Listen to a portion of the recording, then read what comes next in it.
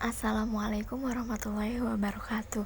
Halo teman-teman, saya selaku narator dari kelompok 4 akan menjelaskan tentang materi integrasi Timur Timur. Sebelumnya perkenalkan kami terlebih dahulu. Yang pertama ada Rizky Firmansyah, yang kedua ada saya sendiri atau Rizky Barokah, lalu ada Salsa, lalu ada Safira, Triwidyastuti, kemudian ada Virgiandra, ada Widya, Wiwi Ismawati, dan Yunita Herawati. Nah, langsung aja kita ke pembahasan yang pertama nih. Di sini ada letak Timur Timur.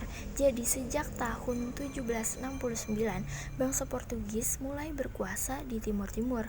Pulau Timur Timur pun dibagi menjadi dua bagian, yaitu wilayah barat yang dikuasai oleh Belanda dan wilayah timur yang dikuasai oleh Portugis. Lalu apa sih latar belakang penyebabnya? Jadi, latar belakangnya adalah kebebasan yang diberikan oleh Portugis kepada wilayah tersebut untuk berdiri sendiri, dan rakyat pun mendapatkan kesempatan untuk melakukan kegiatan politik.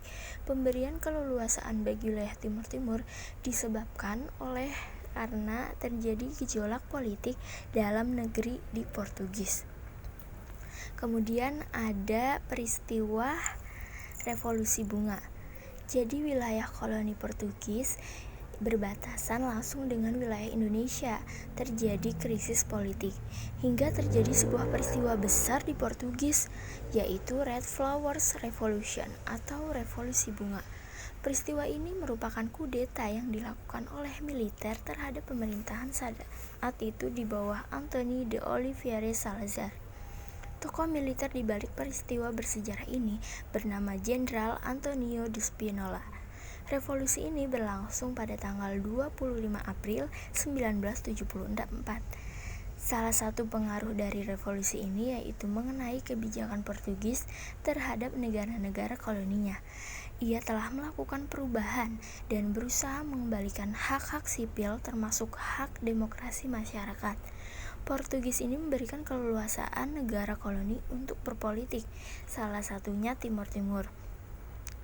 Adanya kesempatan politik ini dimanfaatkan oleh rakyat untuk melaksanakan dekolonialisasi.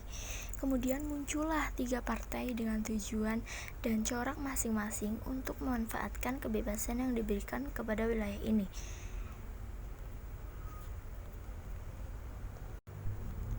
Nah, ketiga partai tersebut meliputi yang pertama ini adalah União Democrática Timorense. Partai ini menginginkan Timur Timur merdeka secara bertahap dengan tetap di bawah Portugis dan menjadi negara bagiannya. Lalu yang kedua ada Fretilin. Fretilin ini merupakan kelompok radikal berpaham komunis.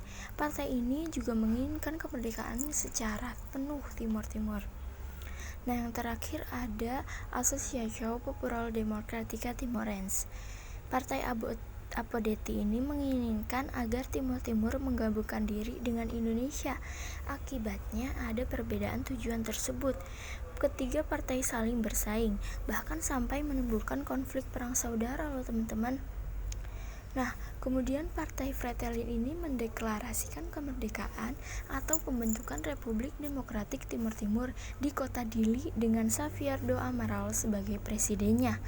Keputusan tersebut dianggap tidak sah, ya karena tidak mendapatkan persetujuan dari parpol lainnya.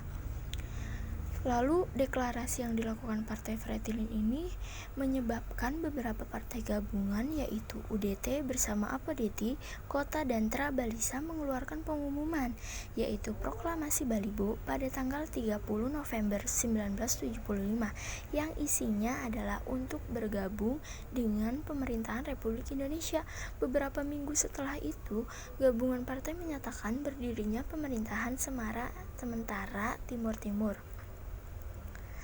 Nah, ini adalah proklamasi Balibo. Lalu ada isi teks dari proklamasi Balibo itu sendiri. Adanya pernyataan tersebut kemudian direspon positif oleh pihak Indonesia. Selain adanya rasa khawatir berdirinya negara komunis dari pihak atau partai kedua Fretilin ini, maka pemerintah Indonesia menanggapi proklamasi tersebut dengan menerapkan Operasi Seroja yang dilangsungkan pada tahun 1975 hingga 1977. Jadi, operasi Seroja ini dimulai pada tanggal 7 Desember 1975 ketika militer Indonesia masuk ke Timor Timur untuk memberantas gerakan separatisme dengan latar belakang untuk menghapuskan kolonialisme. Nah, tokoh yang terlibat ini adalah Presiden Soeharto dan Panglima ABRI Jenderal Raden Panggabean. Nah, ternyata teman-teman, operasi ini diam-diam didukung oleh Australia, Amerika Serikat, dan negara barat lainnya yang tidak ingin pemerintahan komunis berdiri di Timor Timur. Nah, kemudian pada perkembangan selanjutnya, tepat pada tanggal 31 Mei 1976, DPR Timor Timur ini mengeluarkan petisi yang isinya mendesak agar pemerintahan Indonesia secepatnya menerima dan mengesahkan Timor Timur ke dalam bagiannya. Indonesia pun dengan cepat menjalankan proses pengesahan Timor Timur dengan dikeluarkannya Undang-Undang Nomor 7 Tahun 1976 tentang pengesahan penyatuan Timor Timur ke dalam Negara Kesatuan Republik Indonesia dan pembentukan daerah tingkat 1 Timor Timur yang kemudian diperkuat melalui TAP MPR nomor 6 tahun 1978 yang secara resmi mengesahkan wilayah Timor Timur masuk dari bagian Republik Indonesia dan menjadi provinsi ke-27. Gubernur pertamanya bernama Arnoldo dos Reis Aurajo dan wakilnya bernama Francisco Xavier Lopez da Cruz. Nah, sampai sini dulu pembahasan dari kami. Terima kasih buat teman-teman yang udah menyimak pembahasan dari awal. Kami kelompok 4 mengucapkan mohon maaf jika ada kesalahan. Wassalamualaikum warahmatullahi wabarakatuh.